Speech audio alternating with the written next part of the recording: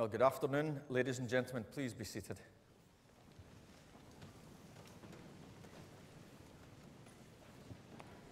And a very warm welcome to all of you here today at the Barony Hall at the University of Strathclyde for what will be yet another joyous celebration of our students' achievements, more of which we will hear a little later on. A very warm welcome to many of you who have travelled from far afield, not just from across Scotland and the UK, but we have many international guests here as well, so it's great to have you here to celebrate the autumn graduations with us. We will begin momentarily with the students processing across the stage with us conferring the degrees. That will be overseen by our Executive Dean, Professor Attila Insacek, and then I'll give you some words of update as to what the university has been doing in the past year, and we have much to share with you. So we look forward to giving you an update. Today is a very important celebration. Many of you will know this is our Golden Jubilee. Whilst we are a university that's some 218 years old, we got our Royal Charter 50 years ago. And earlier this morning we had some guests from the Glasgow School of Art. They, as a gift in recognition of our Golden Jubilee, designed a new graduation cap for us, which was put to some use this morning. But those of you who are graduating this afternoon are effectively the first cohort to be doffed by our new cap. This was designed in respect of the university's position as a leading international technological university and has had many of the features of our crest woven into the fabric. They use some advanced manufacturing technology, which was very fitting for this place, and also gives you an idea of the collegiality between the institutions in Glasgow. So I'll try not to do too much damage with this later on, if I don't get too enthusiastic about its use. But again, another sign of our historical connections. So, ladies and gentlemen, graduands and graduates to be very welcome. Let me now formally declare the congregation open and pass to Professor Insacek. Thank you very much indeed.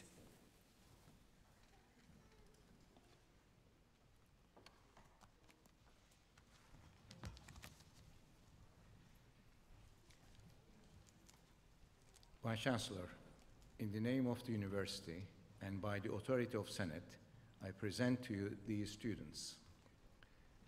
For the degree of Doctor of Philosophy, for research in the Department of Electronic and Electrical Engineering, Chao Chen.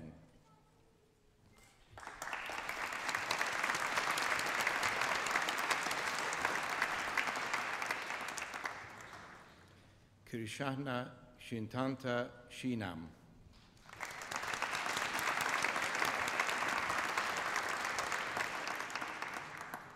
Paul Kroller.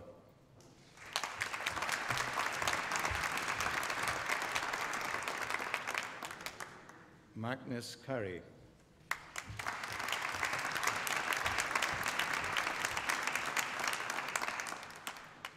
Douglas William Elliott.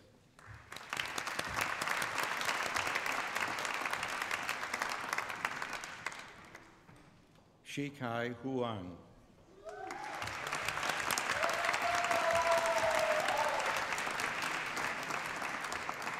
Mark Hugh Keegan.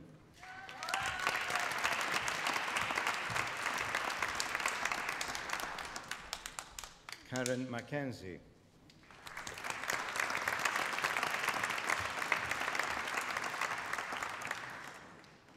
Yun-Hee Shan.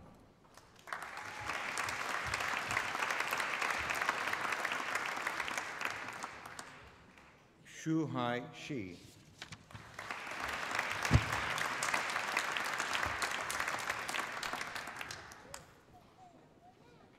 For research in the Department of Mechanical and Aerospace Engineering, Rodrigo Casinale Payanane Ni.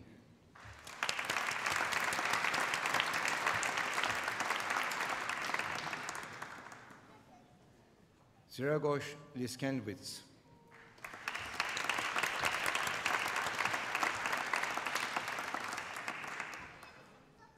Stephen Robert Owens.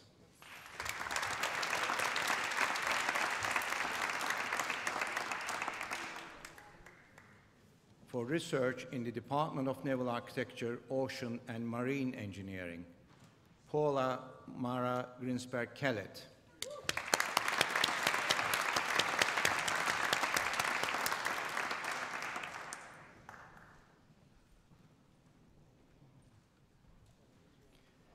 Zhu Junjian.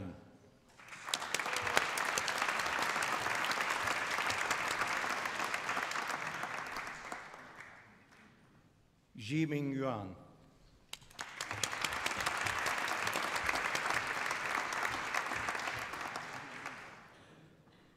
For the degree of Master of Philosophy, for research in the Department of Naval Architecture, Ocean and Marine Engineering, Jade Otey.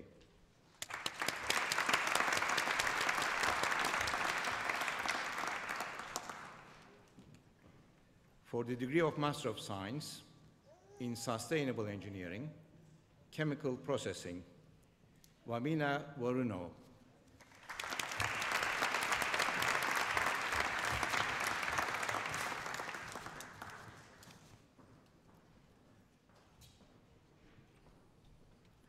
In Chemical Technology and Management, Ronan Konkanen.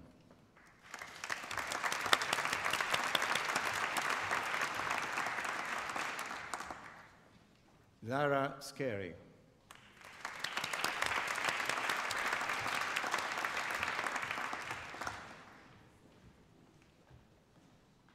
In Process Technology and Management, Archie Bong Emmanuel Okon.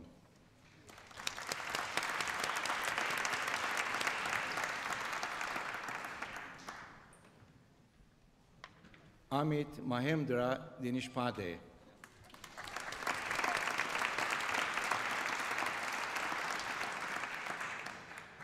Brianji Henry Harry.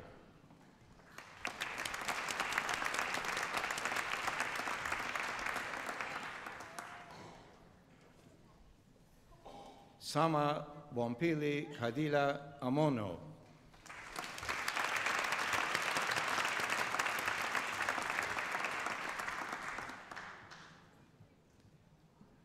In Advanced Chemical and Process Engineering, David Kerr Gemmel.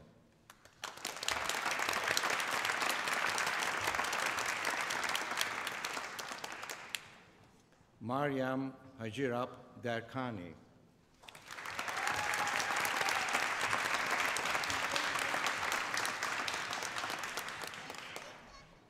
Zuhair M.A. Kridaga.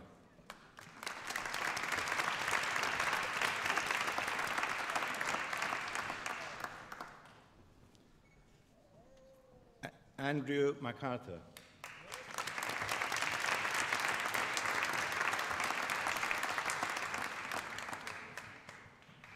Damien O'Keefe.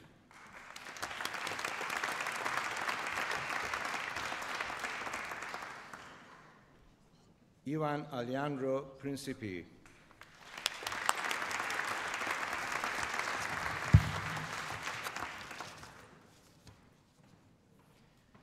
In Electrical Power Engineering with Business, Tania Alonso Fernandez.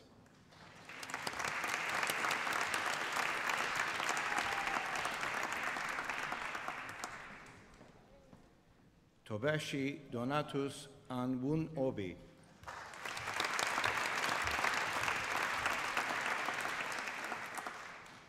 Basimia Binti Haji Mat Jaloloidin.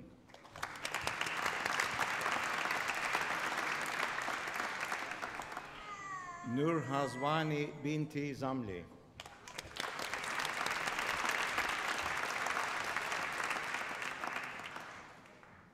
Callum Bissett.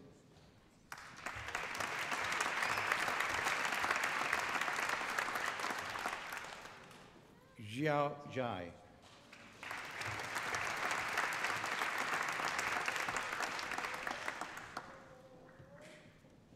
Lingji Kong.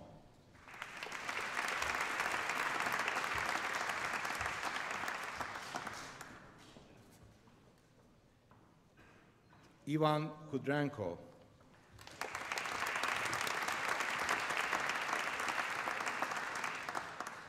To Evan Lee.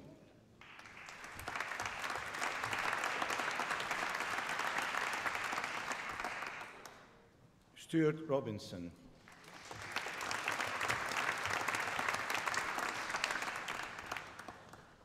Odabir Sheen.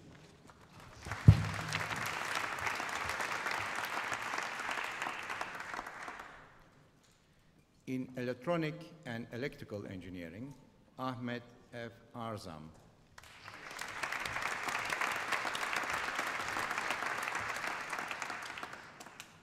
Sidesh Gori.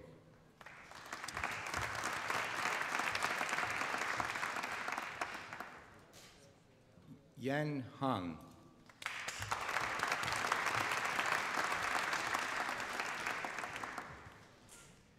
Nur Afida binti Hashim.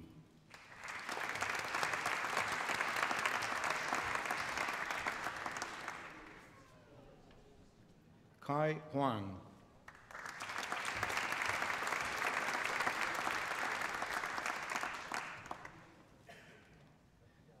Tolulupe Bamideli Lijitonea.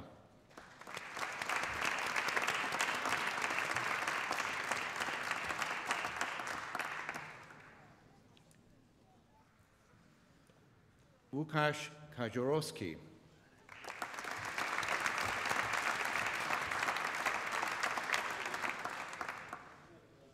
Li Jingwei.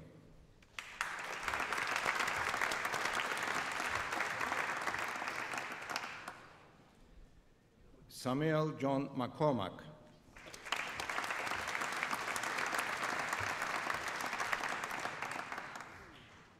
Patrick Gerard Murphy.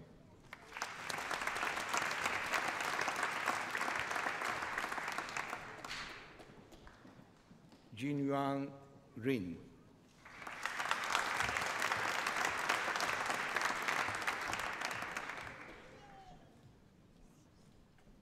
Sun Yai.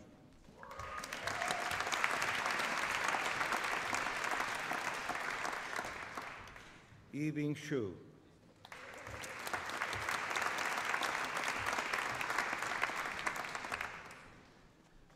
Van Dian Chang.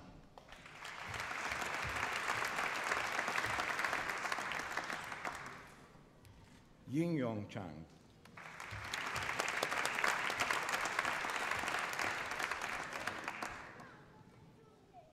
Fushe Zheng.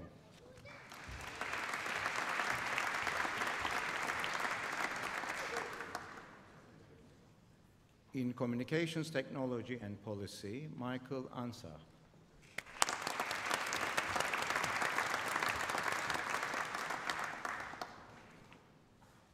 In Wind Energy Systems, Barry Cairns.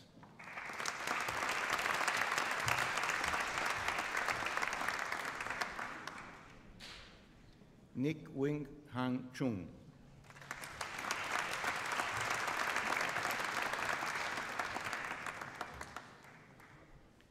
Gary Dillon.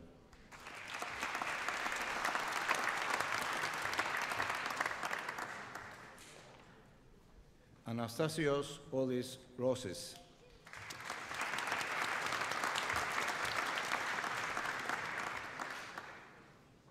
Carlo Pina.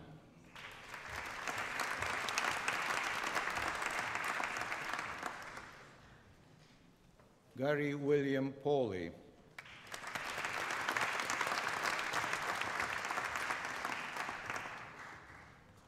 Chandra Kumar Poon.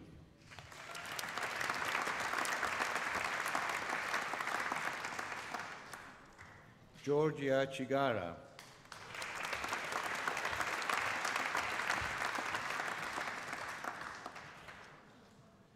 Dimitrios Lepis.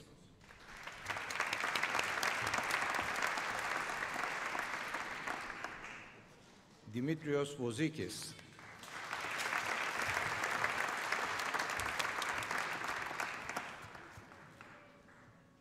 In sustainable engineering, renewable energy systems and the environment, Oluwaseun Akinyele Akintola.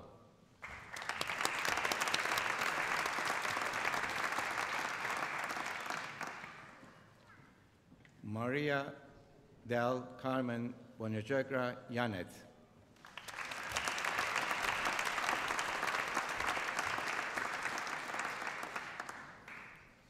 Michael Bush.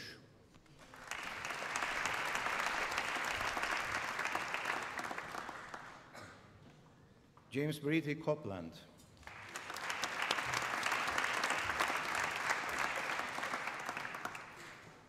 Callum Craig.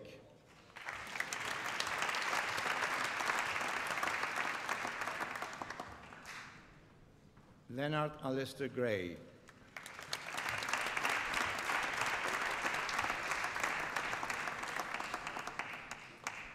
Ian Horsfield.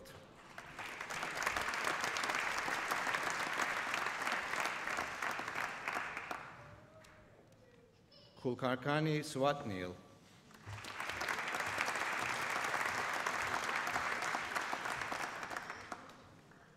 Lopez Gudinia Diego.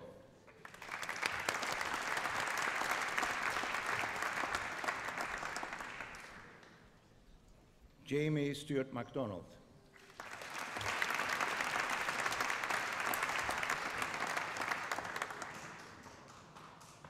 Chris McGee.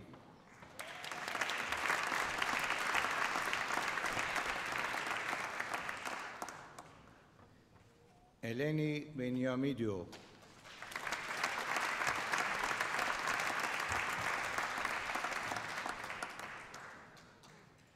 Mohammed Nazrin bin Shiit.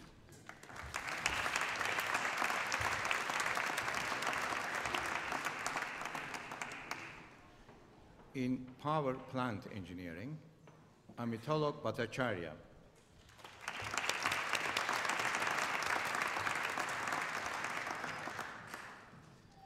Ewan Donald Cameron.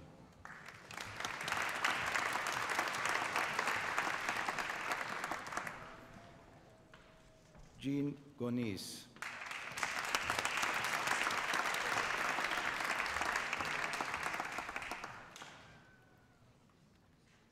Shashank Gupta.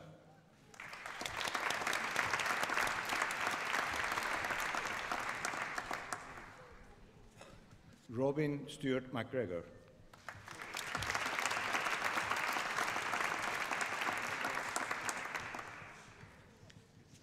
Mohammed Rafiq Settu.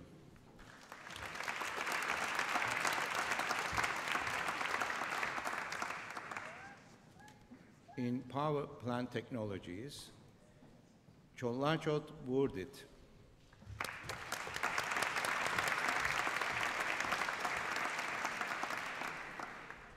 Yasir Majid.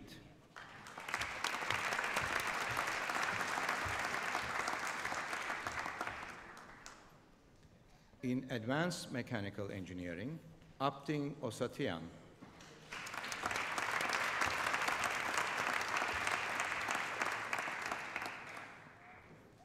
Taylor Adam Stubbs.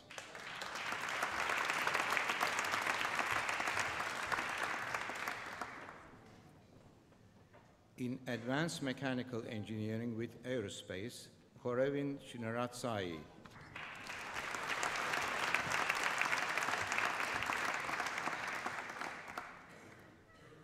In sustainable engineering, marine technology, Leonidas Chrysenas.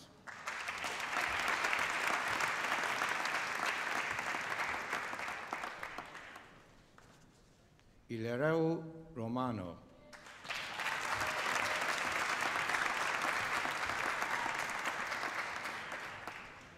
Niki Kriaki Taprazi.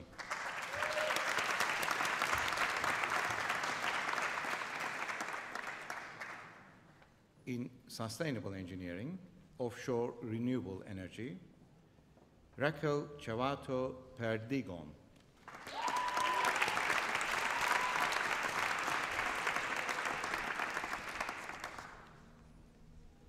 Song Fu.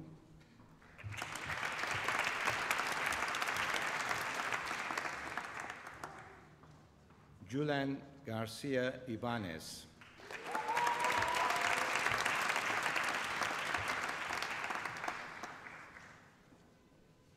Kieran Patrick Gilbert.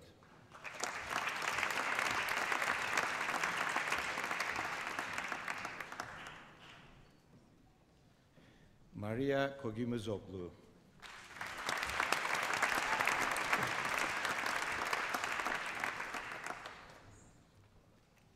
Stuart Keith Mack.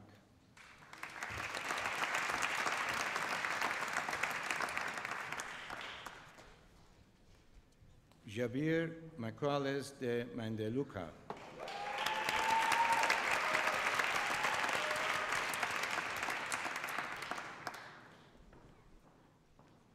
Olukunle Peter Odunbaku.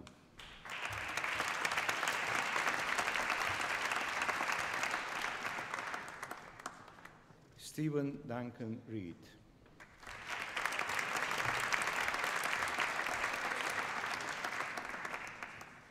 Laura Rollo Perez.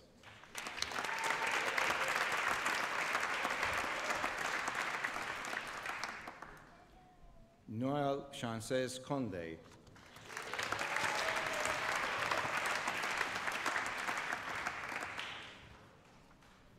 In marine engineering, Mohammed Imran bin Abdul Jamil.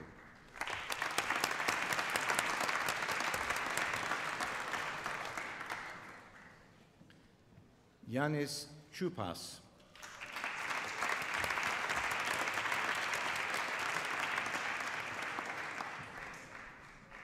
Donyu Hilek Gongo.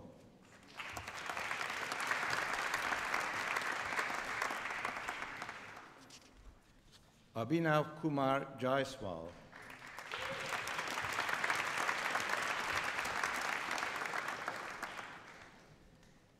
Stelianos Corvesis.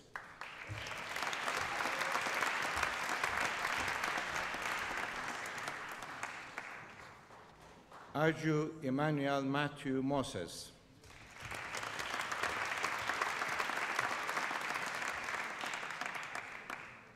Andreas Michael Panagi Otu.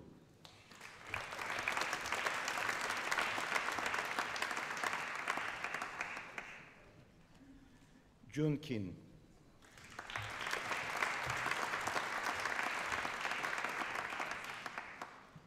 Juding.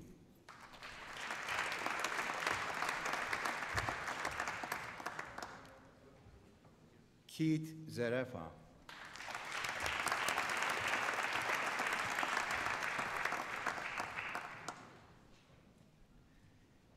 In technical ship management, Ibrahim Suti Oladimeji.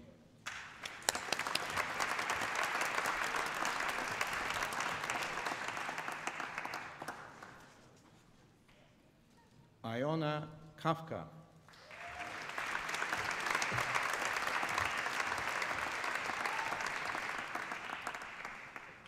Vasilios Potidis.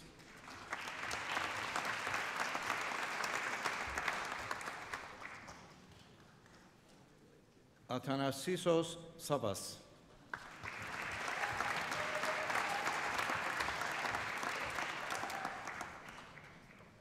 In offshore floating systems, Paul Kashlet.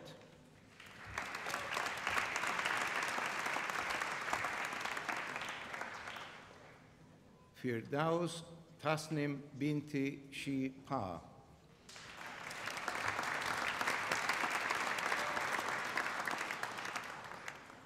Alessandro Lombardi.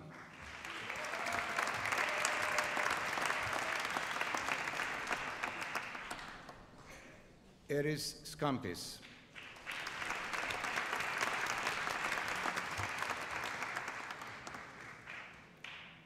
Yuan Tao.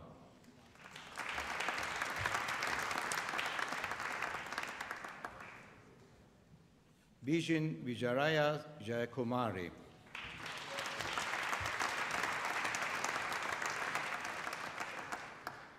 Zhongyi Wang.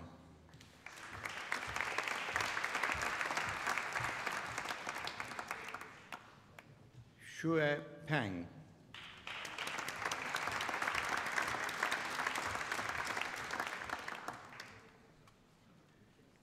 Yang Yu.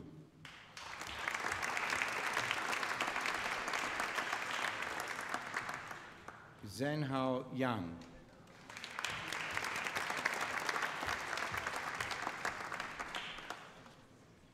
Ikwan Shafiq bin Zainal Abdin.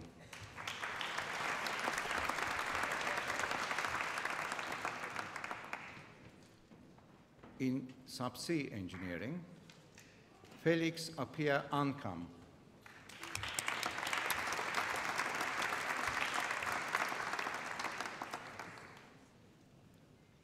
Ayokunle Abdul Washu Bada.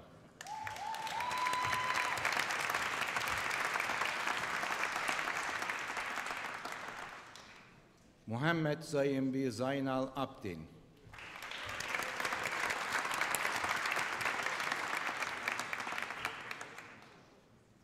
Mikel Birdas.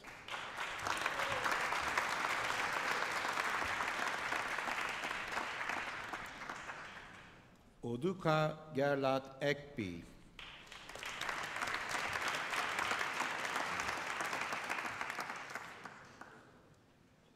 Akan Richard Etim.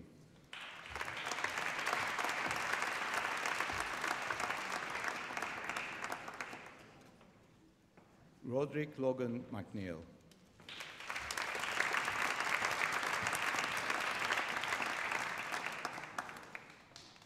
Effiong James Ntia.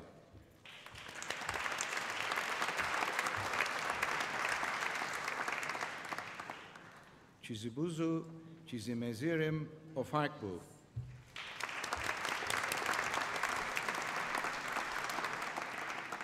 Tom Ekenei Okbu.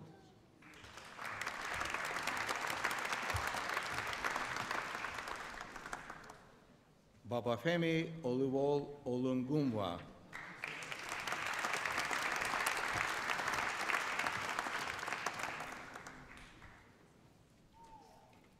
Ademolu Richard.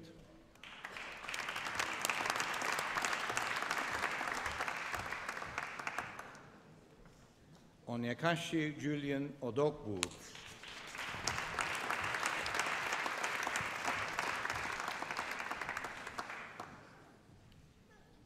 In ship and offshore structures, Riaz Kuronian.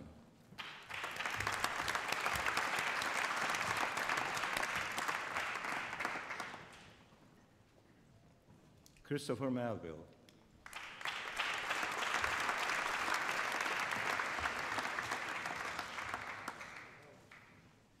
Arvind Kishar Tiramanur Shivamugavelo.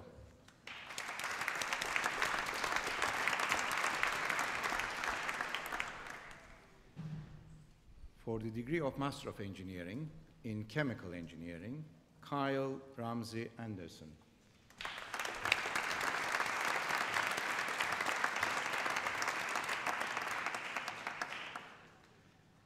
In Electrical and Mechanical Engineering, Andrew McDermott.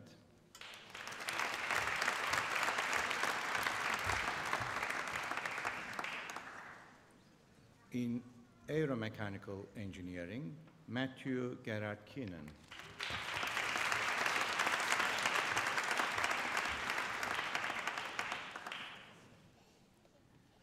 For the degree of Bachelor of Engineering in Chemical Engineering, Stuart John Clark.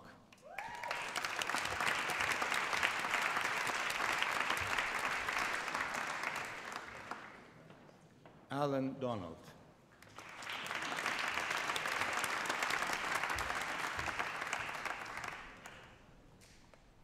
Vaclav Svoboda.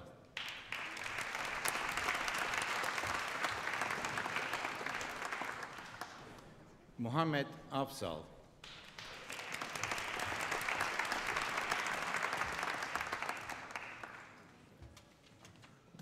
Paul Francis Katenach.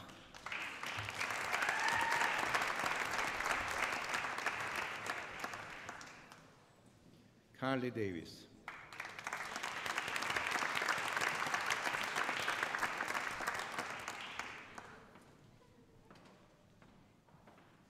Craig Paul Jones.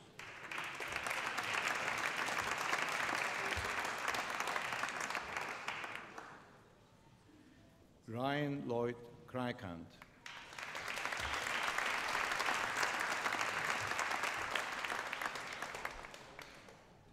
Matthew John Turburn.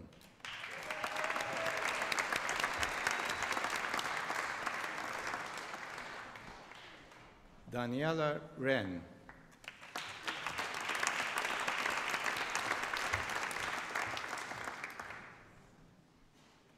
Oliver Byrne.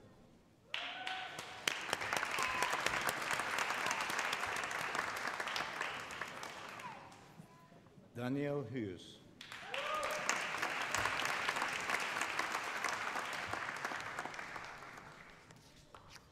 Farhan Latif.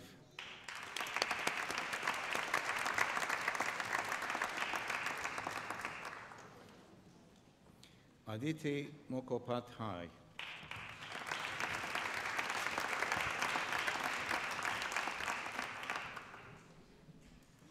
Callum Robertson.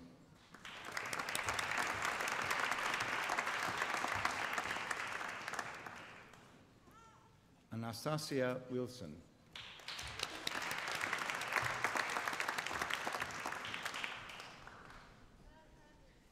Muhammad Norkari bin Kashimi.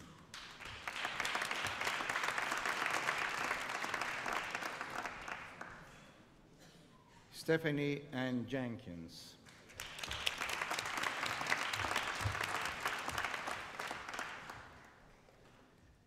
In electronic and electrical engineering, Cho Chang.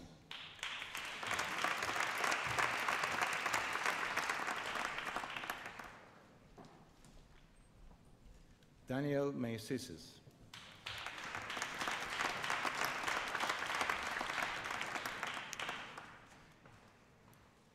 Alistair McKehney White.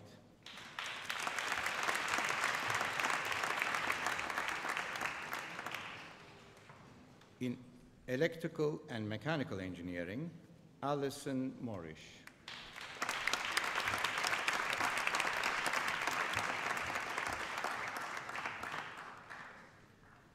In aeromechanical engineering, Ahmed Cem Ali Erik.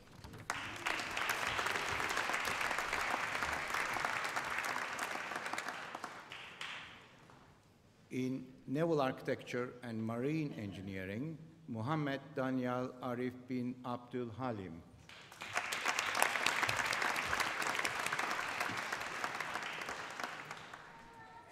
Maximos Ioannis Kassidimas.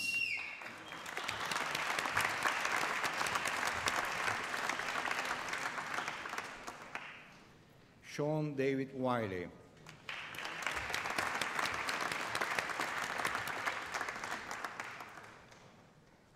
Michael William Robert McNall.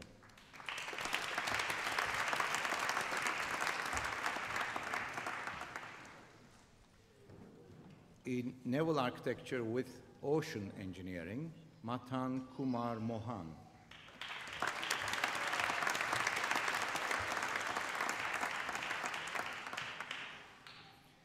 Philip Harrower.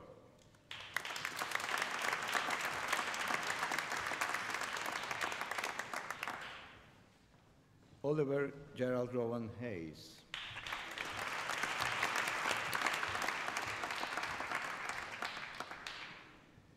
Anisuzana Binti Mohammed Noor.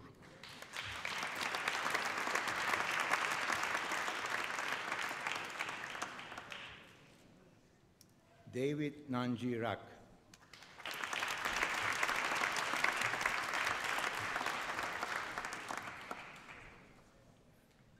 In engineering studies, Craig John McDowell.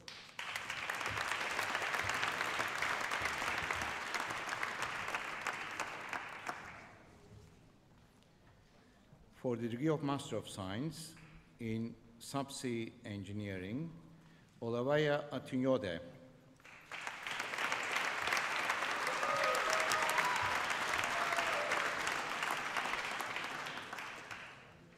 Emmanuel Akonsoga Sam.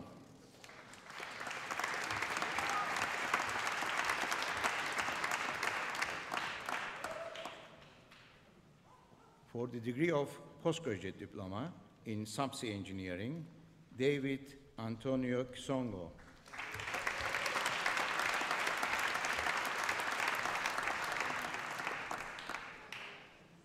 For the degree of Master of Science in subsea engineering, Arash Shankuri.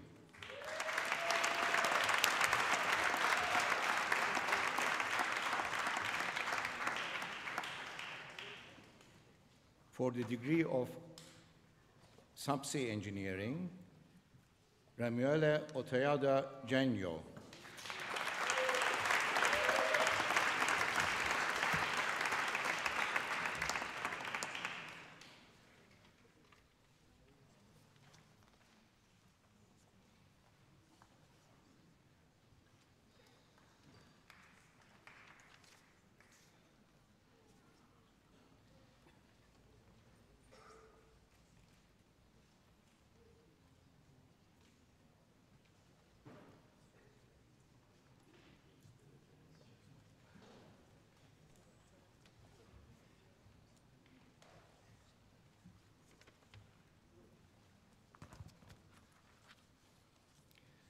For the degree of Bachelor of Engineering in Chemical Engineering, Abitamas Hamdi Al-Azari.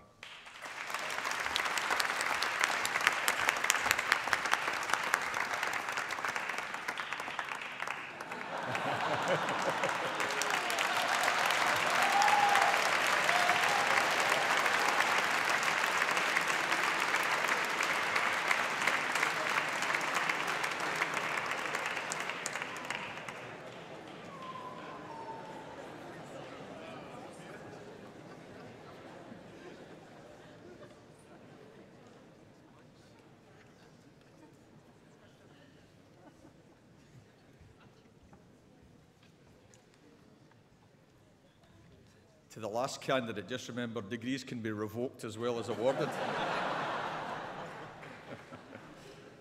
Anyway, that's good. He was worth waiting for. And well done to the Executive Dean for a wee bit of dynamic rescheduling at the end and coping with it. Well done.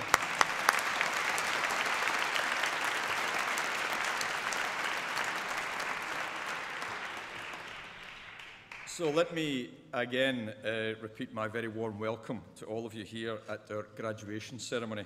And on behalf of the university, I would like to congratulate every one of today's graduates on their awards. And today, as you'll have seen, we welcome visitors from all over the world, and we particularly are delighted to see you here to join in the celebration. And as you've seen, these congregations are about the conferment of degrees, but they can also be viewed as a bridge between the past and the future. And today marks your personal transition from student to graduate and the beginning of an exciting new phase in your life.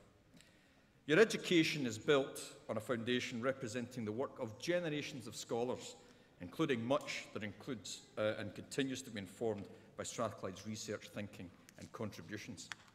As you move forward in your careers, you will make your own discoveries, just as Strathclyde academics are doing today, exploring new research questions and pushing forward the frontiers of learning.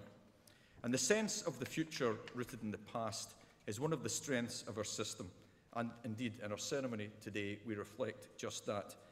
As we said earlier, we celebrated our new cap that you were all touched by. And of course, the roots of using the cap goes back to ancient China over 2,000 years ago, over the past millennia in the Middle East, where the capping ceremony was an important part of the transition from childhood to adulthood.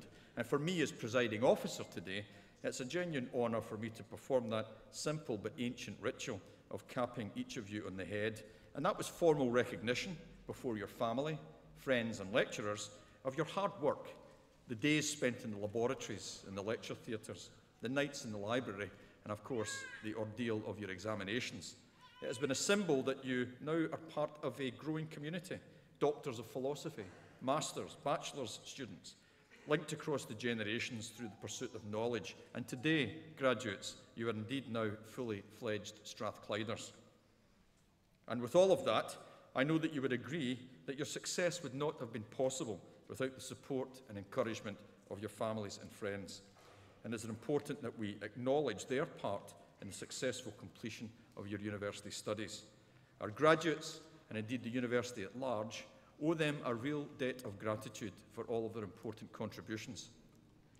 As the first in my own family to have gone to university, as it happens here at Strathclyde, I became an undergraduate 40 years ago. I was a child prodigy, very young, but I joined here in 1974 and joined the Electronic and Electrical Engineering department. I knew exactly the importance of the support of my own mother and those that were around me.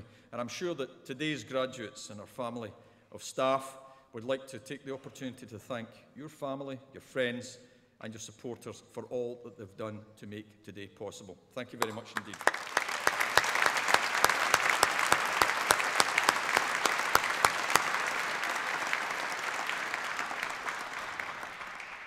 For our academic staff too, this is a very important day because ultimately your success is their reward. Strathclyde has sought to provide you with a high-quality education and a first-class university experience for all of our students, regardless of background. And I hope that you all feel that in your own experience, we've achieved precisely what we set out to do. So, graduates, I would like now to invite you to join me in thanking our staff for all that they have done to support you in your achievements. Thank you.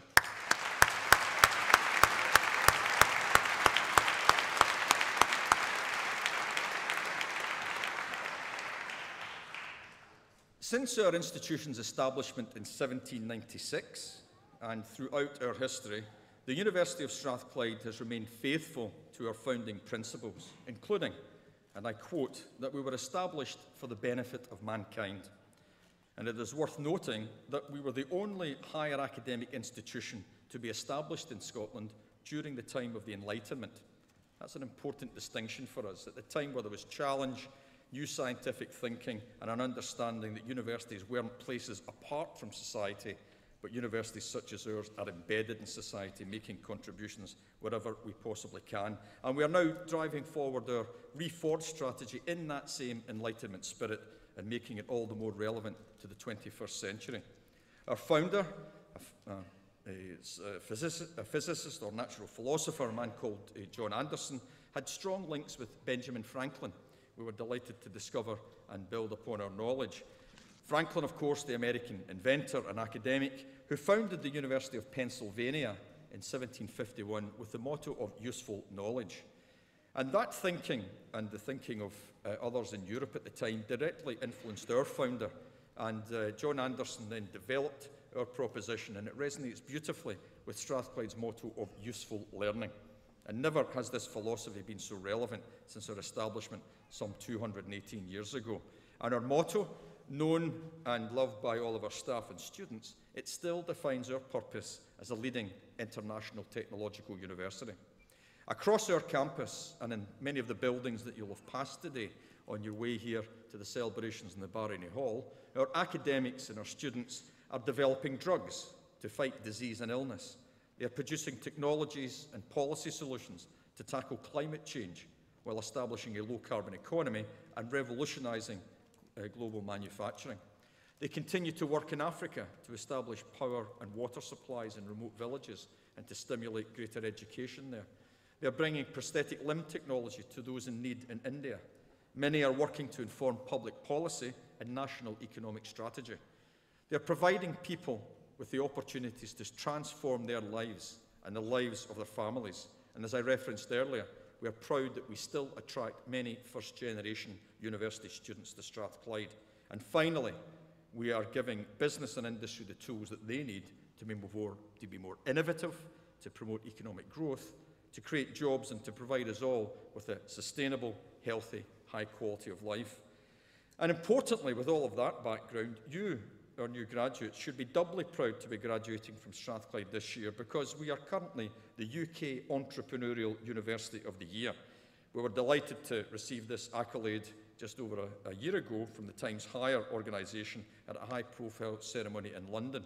And this built on the previous year's achievement and the accolade as the UK University of the Year, the first Scottish university to receive such recognition.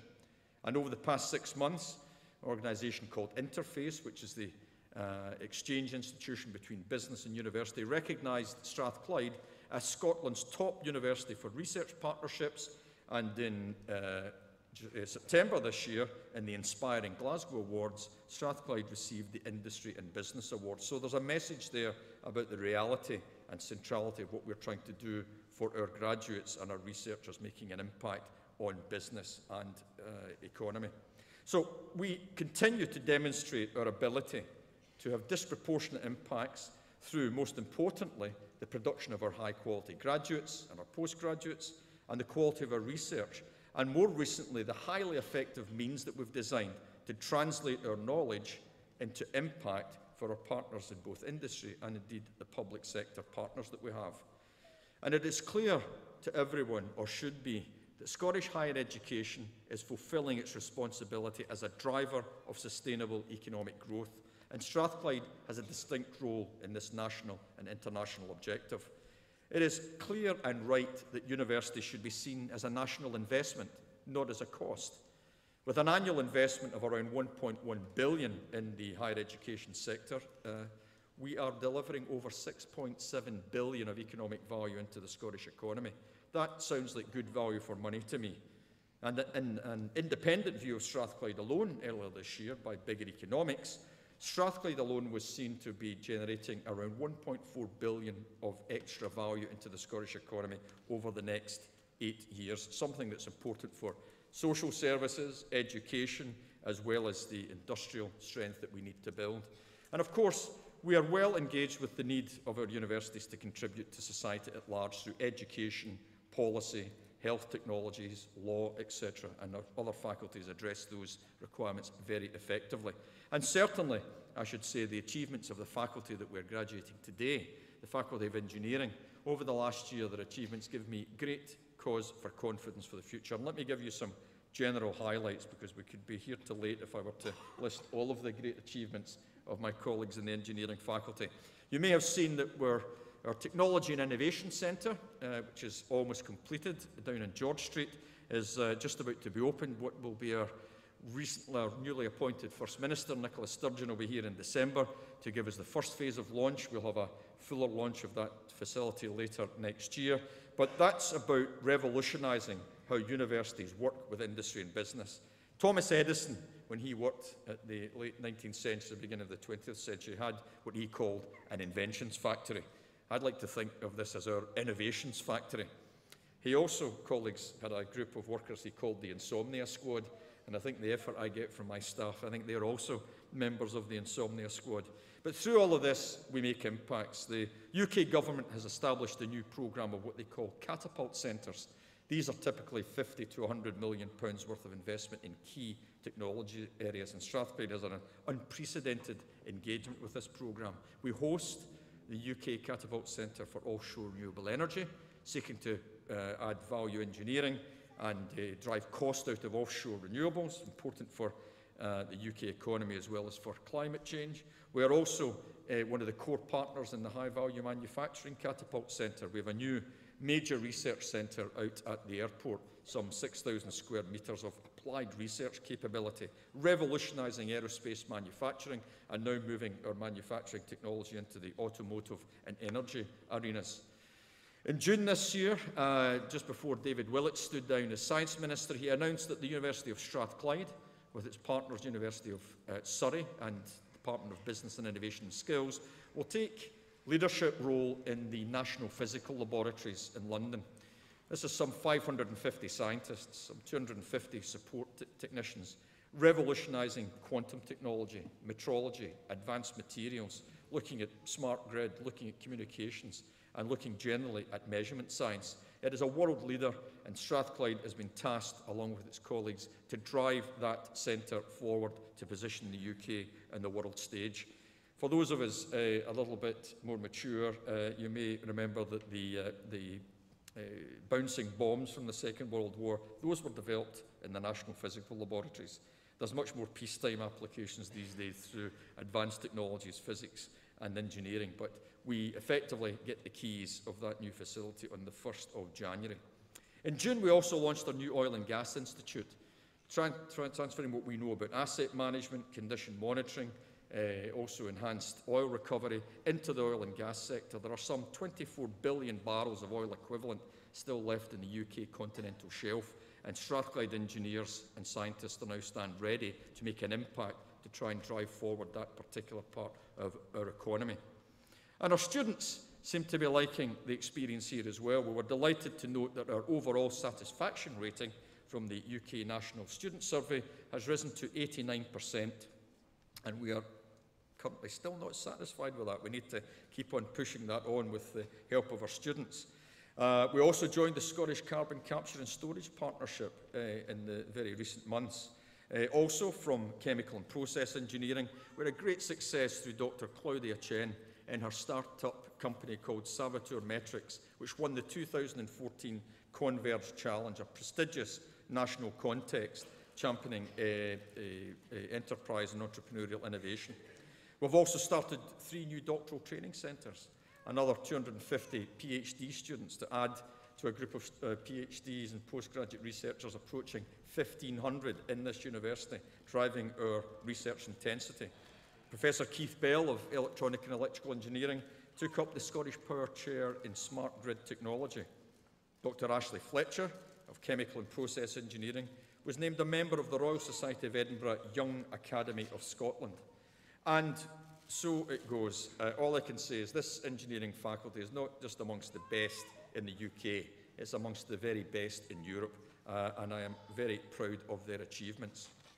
So it is in this exciting context, graduates, that you should view your awards. You're now graduates of a university that puts students at the heart of all that we do, that values education and research excellence, and that supports close connections with society at large, and indeed the business world. And importantly, again, as you have had a hint of today, internationalisation is fundamental to the best universities, where we contribute, collaborate and compete there on the international stage. And we are no different. And as an example of developments in the past year, we have strengthened our programme of global engagements with world-class institutions across the globe.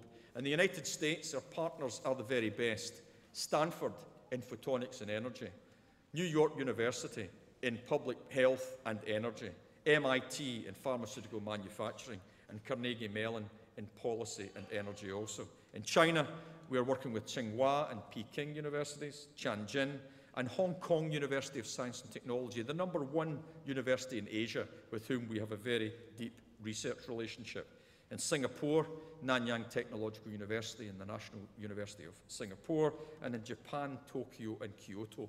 All important, and most importantly, our students benefit from being part of an international institution, emerging with the skills necessary for Scotland and indeed themselves to play their full part in the world. Because our students here in the Glasgow campus will have been exposed to different cultures and traditions as we attract students from over 100 countries here to join us in Glasgow. But importantly, our students also leave here understanding their obligations as global citizens. However, as well as global impact, it's important for you to understand our grounding here in Glasgow. So we take our local responsibilities very seriously. It's been my privilege to be chairman of the Glasgow Economic Leadership Board for 3 years now, driving forward and recasting Glasgow's economy around advanced engineering, renewables, finance and business, life sciences. These technologies are going to really put Glasgow back on the world map, and you'll be aware that in the past 3 months there's been the fantastic announcement of the £1.2 billion city deal that the Glasgow Economic Leadership supported the city on. So we're going to see big drives on infrastructure, but just as importantly, big drives to create jobs and technologies that our students can become part of. We also remain, and I don't mind saying with some pride, the leading Scottish research intensive university for widening access to our programmes for students. That is, students that come here from some of the most challenged communities in Scotland. Some 12% of our new entrants join us each year from those communities. And of course, earlier this year, it was my genuine pleasure when I was announced as Chancellor of the Children's University to invite some 80 youngsters between 7 and 12 to come here with their families. Their parents, many of whom had never crossed the threshold of a university before, so we tried to demystify this place and have them understand that their ambition for themselves and, more importantly, for their children can be for them to achieve a place in higher education. And we had some 80 of these, as my colleagues know, and I've said it before. I was looking forward to that graduation because I thought I might actually look tall on the stage for once with a group of 7-year-olds to cap. But as I say, the 10, 11 and 12-year-olds, I had to stretch to cap some of them. I don't know what we're feeding them these days, but they're certainly bigger than I remember. All of these youngsters go out with a learning passport. They go to Kelvin Grove Art Gallery, they go to the Glasgow Science Centre, they come for lectures, lab visits, and every time they do something, they get a stamp on their passport. And when they get their passport full, they come, as our graduates have done today, and they graduate from the Children's University as bachelor graduates. If they stick in for another 18 months, they'll get a master's degree from the Children's University.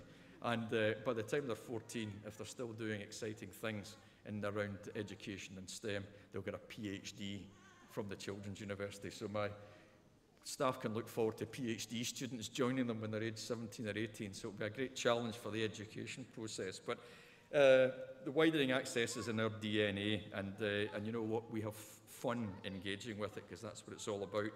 So it's a great privilege for me to lead this fine institution with the superb support I get from my executive team, my academic colleagues, as well as the broader community of support and technical staff. And I am convinced that our founder, John Anderson, would recognise completely what we are doing today as the realisation of what he sought to achieve back in the Enlightenment.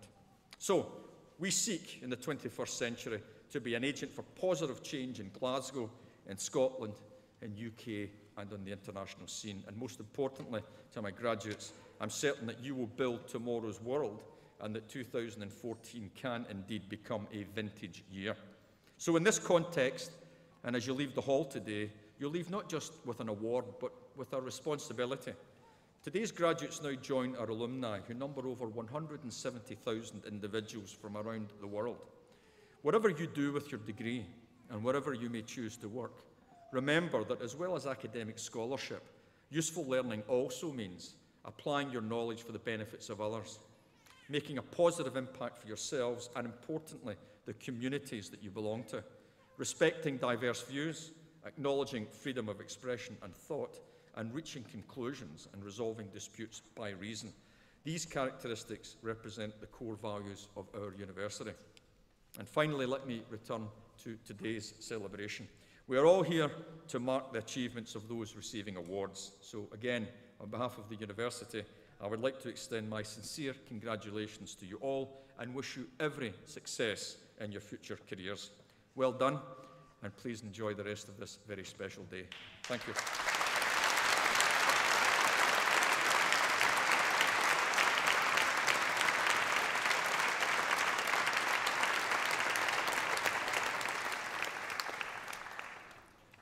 Even from this distance, I can see the thumbs up signal from my colleague at the back, which tells me the weather is in reasonable shape, which means we can cordially invite you to join us at the Lord Todd Hall, just some 100 metres or so to the right of the hall as you leave. So, ladies and gentlemen, I hope you've enjoyed this ceremony as much as we have.